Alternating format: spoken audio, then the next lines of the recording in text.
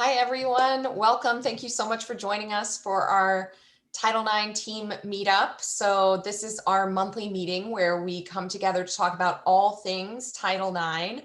And today we thought it would be interesting in light of a recent oral argument that was held before the Supreme Court of the United States to talk about First Amendment and Title IX. So the case for any of you who are followers of our Title IX Insights blog, you've already seen a couple of blog posts about the case, which is Mahanoy versus BL.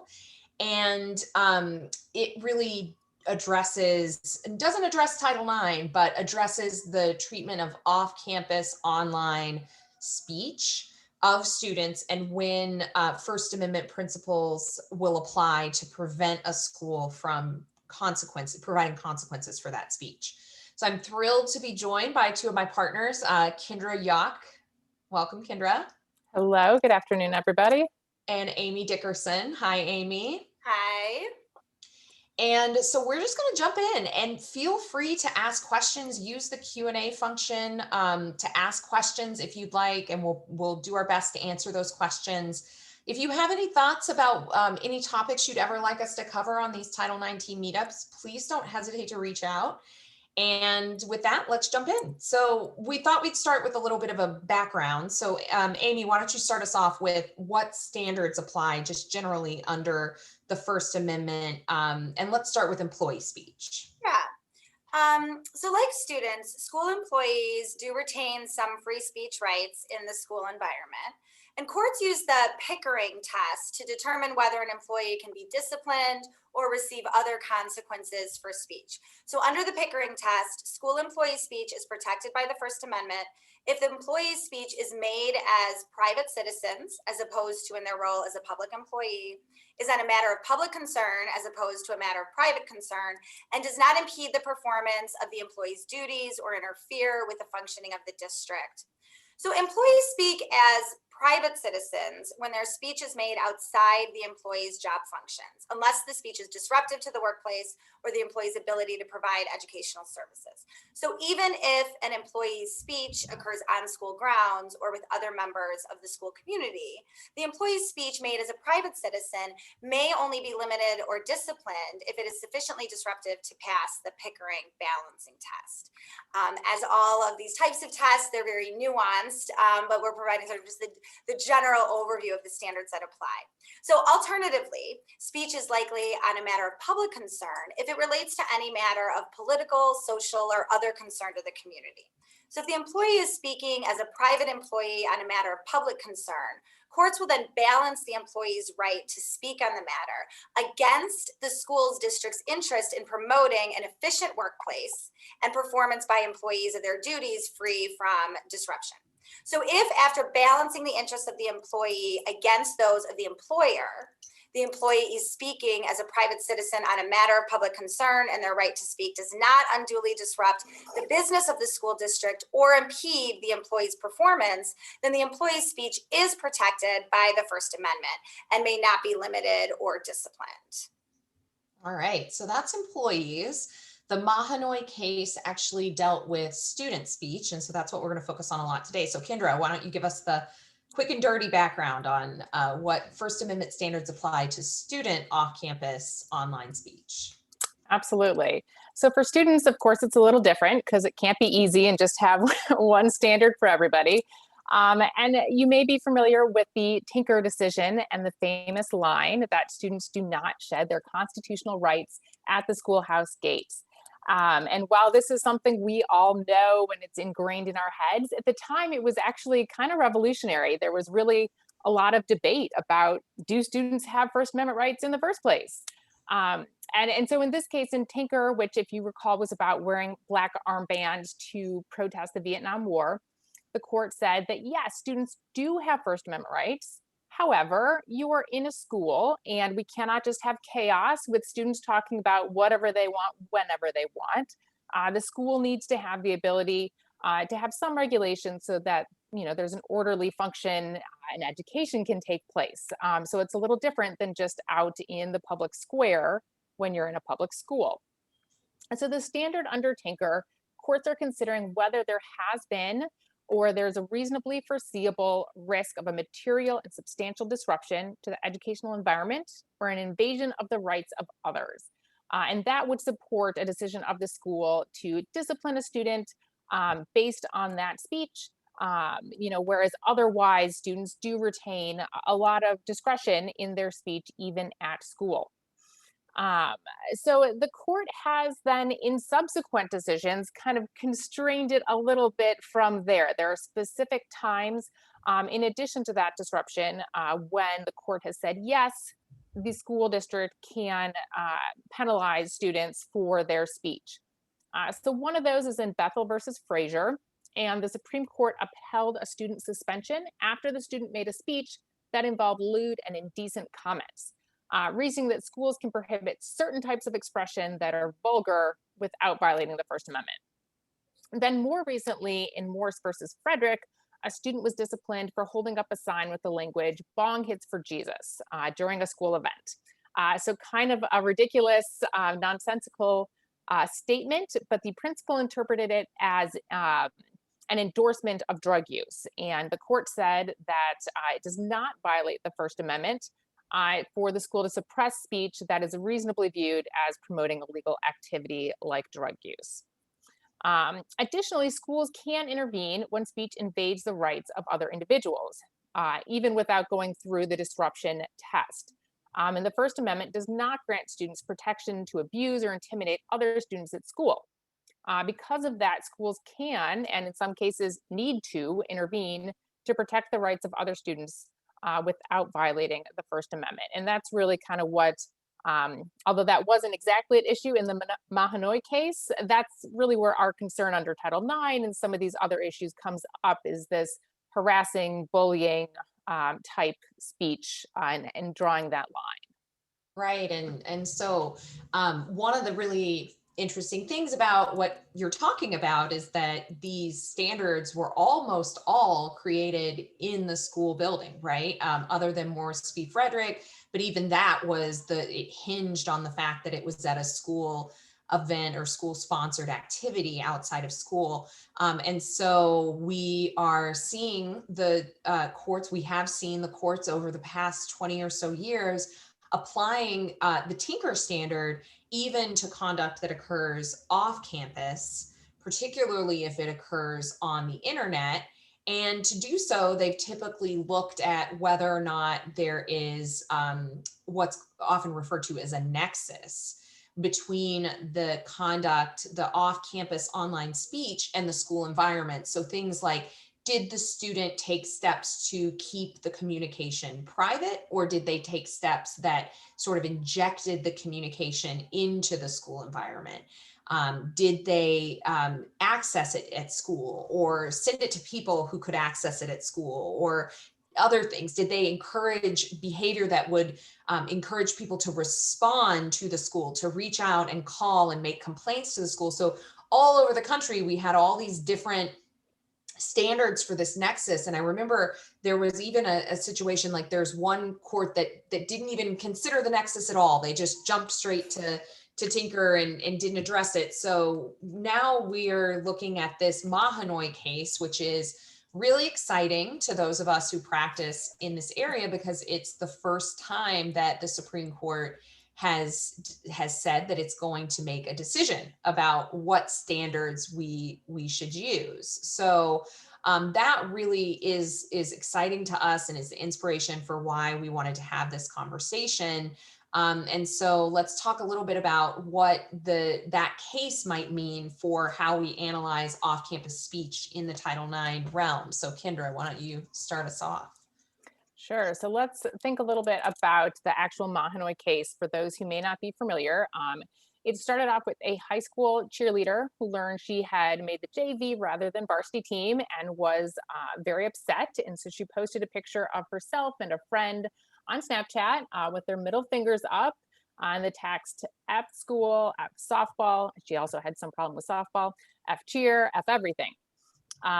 So the school then suspended her from cheerleading for the remainder of that school year. And then a legal battle ensued, which has reached all the way up to the Supreme Court.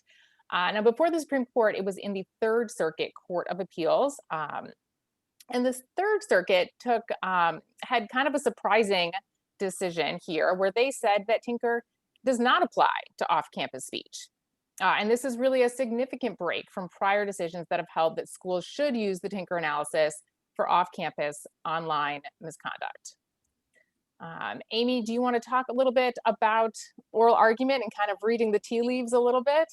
Yeah, and there's some leaves here. So during oral argument, a majority of the court's justices, their questions were a little all over the place, but it seemed that they appeared prepared, if we're going to read any leaves from it, to overturn the lower court decision, which again, as Kendra talked about, held that the longstanding, substantial disruption test does not apply to off-campus student speech.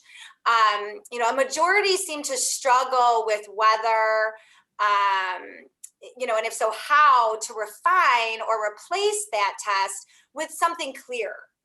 So it seemed that most seemed to lean toward deciding the case narrowly, finding that even if the substantial disruption test applies, the school did not meet it in this case. So such a decision then would, if that is what happens, that type of a decision would fail to provide school officials, with anticipated, long sought after guidance on the bounds of their jurisdiction to address off-campus speech. It's possible we might see that, but it's very possible that the justices will take an approach that is more narrow and leave the additional guidance or direction on really how to address jurisdiction off campus for another day. Jackie, what other insights did you have in listening to the oral argument? Yeah, so it's funny because when I listened to it, I completely agreed that it really felt to me, and I was trying to keep like a list of where people fell, and Kendra actually interviewed me for the Education Law Insights podcast, which is our firm's education law podcast. So if you're interested in hearing more about what the specific justices said and things like that, you can check out that podcast as we talk about it quite a bit there. But then this morning I saw a headline that on some news alert I get that said, the Supreme Court justices seem unlikely to expand Tinker. And I just saw that we actually had a comment where one of you is saying, yeah, I expect that the conservative court here would erode Tinker's broad reach. But that any decision would then be contingent on what standards the school or the district already had in place, such as bullying policies, tech policies. And that is what the ACLU that represented the student would like for schools to do, is to apply sort of piecemeal a number of different standards that apply to bullying and cheating and harassment to speech cases to determine what they can do. It will be a mess. I think we referred to this quote in the podcast, Kendra, but the attorney for the school said it was going to be like a Frankenstein's monster and was going to lead to complete chaos and catastrophic results. I'm not sure it would really be that bad, but it certainly would be confusing. The problem is, for any of you who are interested in sort of constitutional law and constitutional history, that it's really important to choose the right case to take up to the Supreme Court if you want to get a good ruling. And the problem here is that this case isn't that great for the school, in the sense that there really wasn't a whole lot of evidence in the record of a disruption. And so that's what is going to give the court an out, the one that Amy just mentioned, which is to narrowly decide this case and say, you know what, we're not going to say whether or not Tinker applies. We're just going to say that even if Tinker does apply, the standard hasn't been met here, because this girl saying F cheer, F whatever on the weekend, at a I think she was at a convenience store, is just not there. It's not going to meet that standard, even if it applies. So, I think the other thing that's interesting is many of the amicus briefs were really focused on this issue more like, Title IX, harassment, bullying, and if the court says schools can't regulate student off-campus speech, what about the speech that's bullying? And there is this obligation to address bullying behavior that impacts students at school. There could be Title IX or other harassment obligations, state laws. Um, but because this speech at issue in this case wasn't harassing, it wasn't bullying, it's not sexual harassment, the justices might not address that at all, right? That might just not even be part of the decision, and we'll be left with sort of this piecemeal and making our best guess of trying to balance, what's really outside the school's jurisdiction versus what's having an impact and how far can the school go. Yeah, so Amy, maybe, I mean, this is a great opportunity for us to go over, what is the responsibility if the speech is harassing? What are schools required to do to respond? Yeah. And there's one more point, I think I'd be remiss to also, bring up the fact that I think that the fact that the conduct, the speech at issue in the Mahanoy case also occurred in the context of an extracurricular program was certainly another, large discussion of the argument. And again, a way in which, the court may really, hone in on that and also approach this case in a narrow way. But in any event, to talk then about, when we're talking about speech that is considered harassment. Generally, schools are responsible for addressing incidents of harassment against students of which it knows or reasonably should have known. So most state laws on harassment of students only require a school to have what's called constructive notice of the conduct, and that's including in Illinois, meaning an employee knew or in the exercise of reasonable care should have known about the harassment. So keep in mind that where harassment conduct falls under the recent Title IX regulations, a response is only required when the institution has actual knowledge. So it's unlikely, or it is likely that the Biden administration may take action to repeal or alter the recent Title IX regulations passed under the Trump administration, potentially taking the actual knowledge standard with it. But when we talk about Title IX, that currently the regulations still require that particular standard. So, while I just discussed the standard that applies for harassment generally, let's refresh ourselves a moment for the duty to respond under Title IX specifically. So, in looking at what a school's obligations are to respond under Title IX, first the question is, does the conduct constitute our definition of sexual harassment under Title IX? So does it constitute unwelcome conduct that a reasonable person would find to be so severe, pervasive, and objectively offensive that it effectively denies a person's equal access to the school district's education program or activity? And then remember that schools have jurisdiction over allegations of Title IX sexual harassment that a school has actual knowledge of and that occurs in a program or activity of the school against a person in the US. So, for example, if a conduct occurs online, but during a remote classroom setting, that would fall within the school's jurisdiction because it's during a school program or activity. But if it occurs online, but not involving the school's online platform or devices at all, then it may not be. So again, it doesn't mean you can't address it or don't have an obligation to address it at all necessarily, but it would fall outside of Title IX sexual harassment. And so again, when we talk about the actual knowledge standard, actual knowledge occurs when there is a report to either the Title IX coordinator or any official who has the authority to institute corrective measures on behalf of the recipient. So for K through 12 schools, remember that's all employees.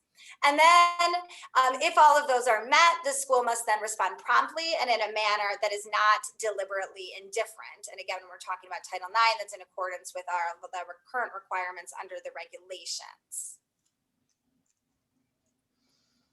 All right. Well, so there's a lot there. But I think what's important for people to keep in mind is that even if all of those standards are met, so if the school has actual knowledge of conduct that is within its jurisdiction and it's, purportedly required to respond under state law or federal law, that even if all of those standards are met, that OCR has said that First Amendment protected speech is not harassment and is outside of the reach of the school.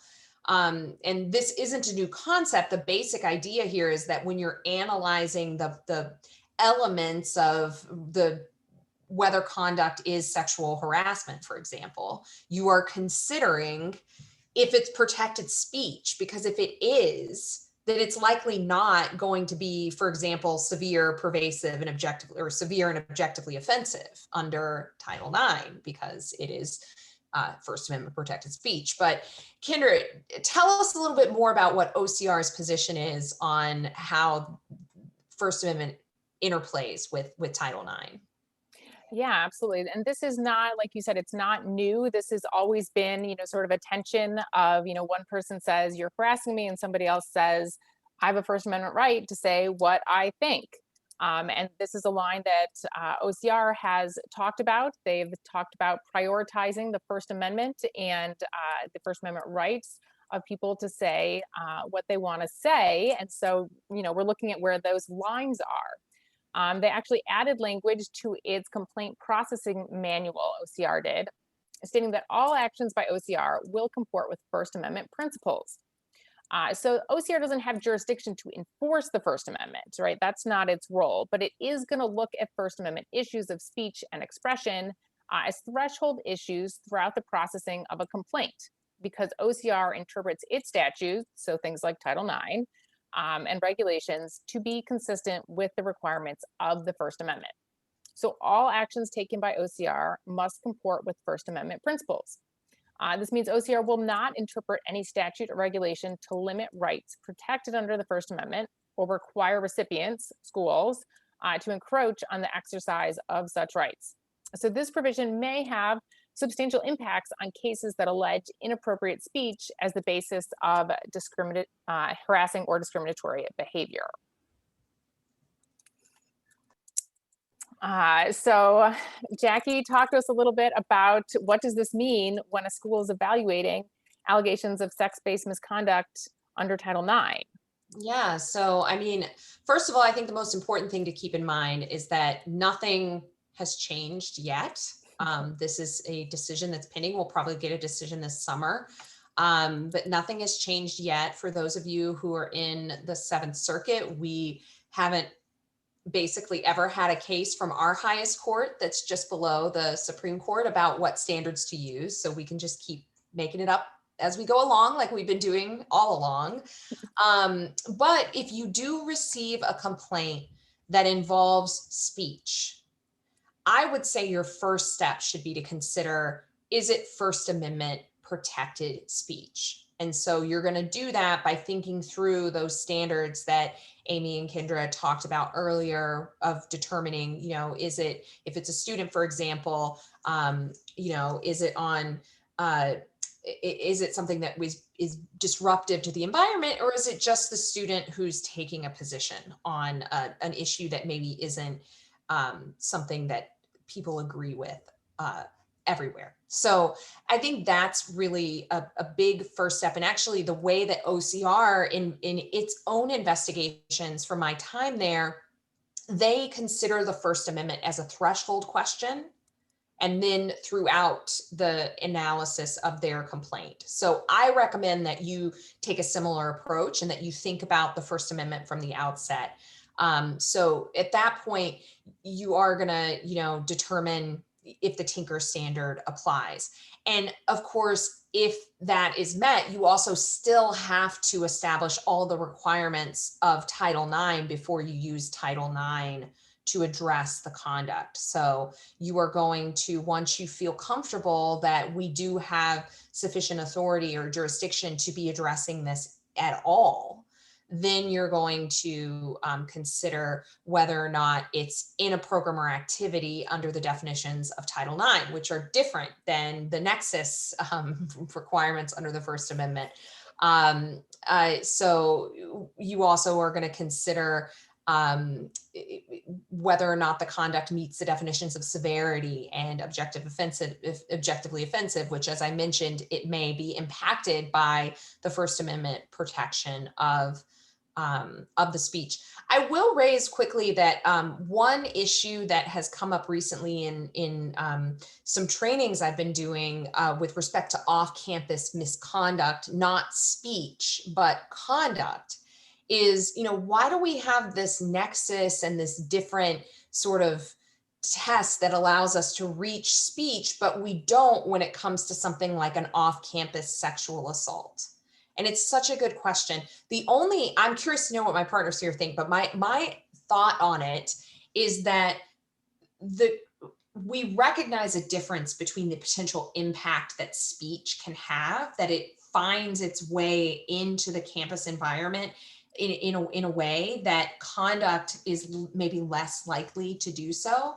But we do have, under our new regulations, for example, we have a pretty strict limitation on addressing, for example, off-campus off-campus sexual assault. But because of the recognition that sometimes off-campus sexual harassing speech can be accessed at school or can be created using school technology, the boundary is a little bit wider. What do you guys think? That's right. Yeah. Yeah, it's a little bit tricky. We did get another question too about, do we think the new legal standard of actual knowledge program and in a program or activity has been difficult for K-12 schools to work with and should be repealed in the regulations? What do you guys think? I mean, the actual knowledge standard is beneficial to schools, right? Because if you're only responsible if you have actual notice, if somebody reports it to you, as opposed to previously you needed only constructive knowledge. So you should have known if you were taking reasonable steps. So, I kind of, I don't know that it's been harder to administer. I think it's a little bit clearer, perhaps. But I know there are certainly advocates who say you've got to do more. You shouldn't have to wait for somebody to explicitly tell an administrator or somebody in charge about it. Your responsibility goes beyond that to be paying attention. Well, and we certainly have to also remember, for school districts in Illinois with the two procedures, that even if it doesn't meet that standard under Title IX, we still may have obligations to address harassment even under that constructive notice, even if it does a constructive notice standard, even if it doesn't meet the definition or jurisdictional scope of Title IX. Yeah, I think that's where it's confusing. I wouldn't say it's difficult in implementation, because as I tell people during trainings, I don't really want you thinking about actual knowledge. If you're asking yourself whether you have actual knowledge about something, you probably do. So just move forward with addressing the conduct. But where I think it creates confusion on the part of school administrators who are wondering, does this matter? Does this mean, are there some circumstances when I don't need to respond? And that's why I think just generally the two paths, these two very different ways of addressing conduct, are just confusing. And it would be very lovely for the Department of Education to let us go back to having, one uniform grievance procedure. All right, well, we are at the end of our time. Thank you so much, all of you, for joining us. We do expect a decision in the Mahanoy case probably in June, and we will certainly have more analysis for you then. So thank you so much for joining us, and we will see you next month on June 1st. Bye, everyone. Thanks, bye.